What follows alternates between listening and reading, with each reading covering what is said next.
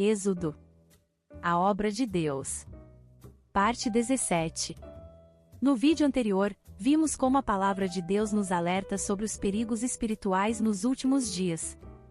A descrição bíblica em 2 Timóteo 3 revela homens com aparência de piedade, mas que negam o seu poder, resistindo à verdade da mesma forma que Janes e Jambres resistiram a Moisés. Em vez de se oporem à obra de Deus pela violência direta, eles a neutralizavam por meio da imitação, reproduzindo sinais para confundir o povo e enfraquecer o testemunho da verdade. Inscreva-se no canal, ative as notificações e compartilhe este vídeo com outras pessoas. Juntos, podemos levar a palavra de Deus ainda mais longe. Neste estudo, entramos na segunda praga sobre o Egito, e novamente Deus expõe a fragilidade dos falsos deuses. Vamos ao conteúdo. Êxodo 8. Segunda praga, a invasão de rãs. Êxodo 8 do verso 1 ao 15. Os egípcios relacionavam as rãs com a deusa da fertilidade Hecate. Todos que queriam a fertilidade adoravam essa divindade. O Senhor verdadeiro zombou dessa divindade, mostrando que ela não conseguiria impedir que todo o Egito fosse invadido por rãs. Hecate é a deusa do parto e da fertilidade, às vezes ligada à ressurreição. Sua primeira aparição foi nos textos das pirâmides. É a deusa cabeça de rã e quase sempre representada como um sapo ou uma mulher com a cabeça de um sapo, o que indicava a fertilidade, já que o sapo era considerado um animal muito fértil para os antigos egípcios. É bem comum encontrar inscrições referindo-se a ela com o hieróglifo de um sapo. Quando a cheia do Nilo baixava, as águas pantanosas, os charcos e os canais de irrigação fervilhavam com a presença de uma espécie de rã de cor verde escuro. Tinha como característica a grande velocidade de movimentação, a qual lhe era conferida pelas membranas natatórias muito desenvolvidas, e a facilidade de caçar insetos com a língua retrátil. Segundo a crença egípcia, tais anfíbios eram criaturas ancestrais que emergiram dos abismos quando se formou o universo.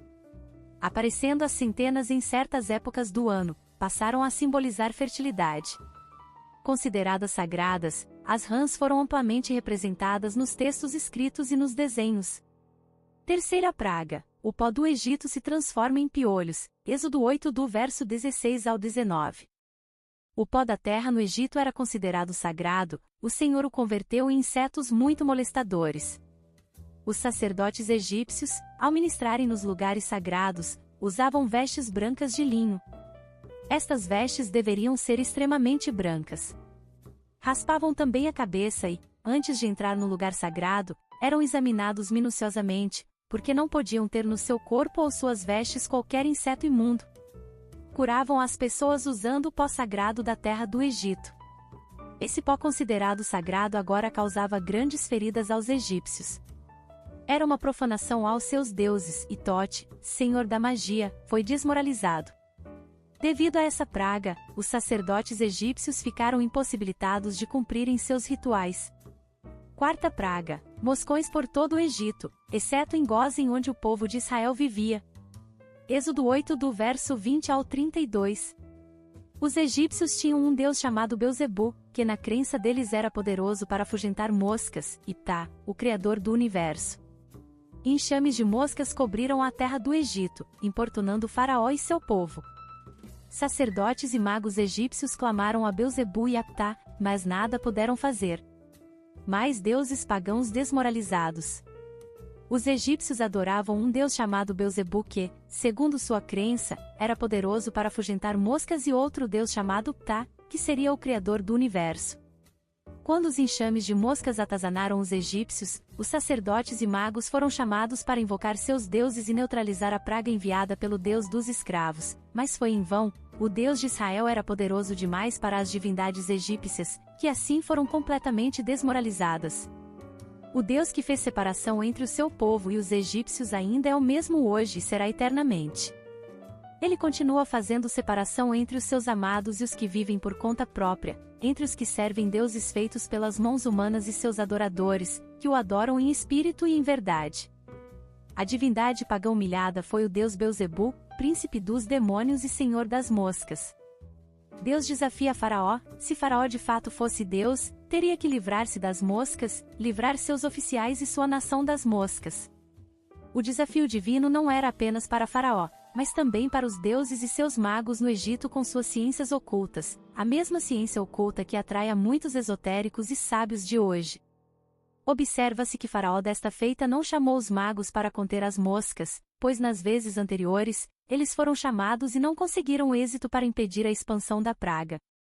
Porém os magos do Egito fizeram também o mesmo com as suas ciências ocultas, de maneira que o coração de Faraó se endureceu, e não os ouviu, como o Senhor tinha dito. Êxodo 7 verso 22.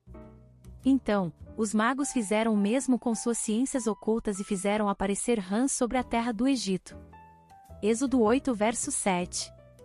O deus pagão venerado no Antigo Egito, Beelzebu possuía, segundo a crença de seus adeptos, o controle total sobre tudo aquilo que existe, especialmente as moscas, das quais ele era senhor em absoluto. Com o enxame das moscas predito por Moisés mostra para Faraó e toda a sua gente, que o deus Beelzebu perdeu o controle das moscas, e diante desse episódio Beelzebu foi desmoralizado. 8 verso 1 e 2. As rãs, que normalmente eram consideradas um sinal de vida, renovação e felicidade, agora se tornariam pragas. 8 do verso 3 ao 5. A vara de Arão.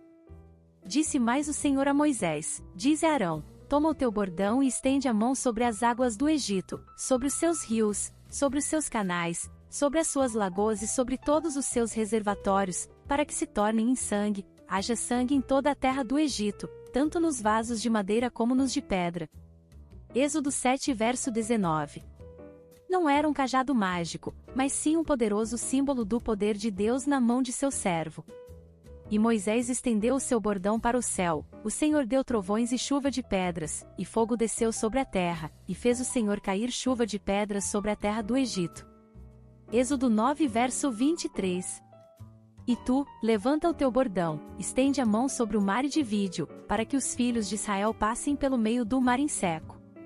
Êxodo 14 verso 16.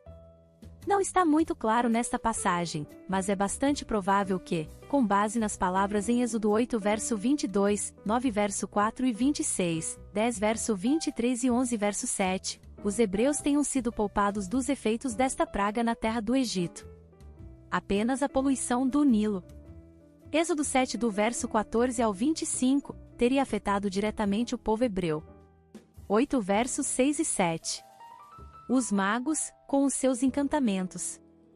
Novamente, não sabemos como e em que quantidade os magos.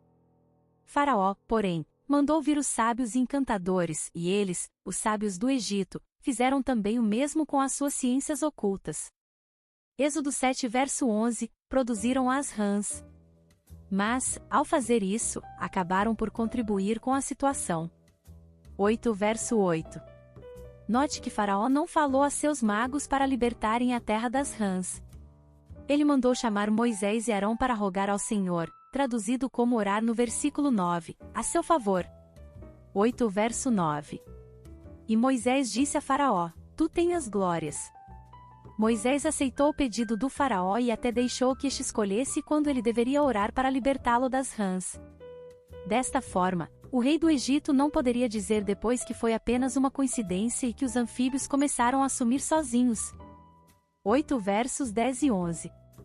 Na Bíblia, especialmente nos livros proféticos, muitas vezes é dito que ninguém há como o Senhor. Aqui, o Deus vivo estava sendo diferenciado dos falsos deuses do Egito. Pois esta vez enviarei todas as minhas pragas sobre o teu coração, e sobre os teus oficiais, e sobre o teu povo, para que saibas que não há quem me seja semelhante em toda a terra. Êxodo 9 verso 14. Ó Senhor, quem é como tu entre os deuses? Quem é como tu, glorificado em santidade, terrível em feitos gloriosos, que operas maravilhas? Êxodo 15 verso 11.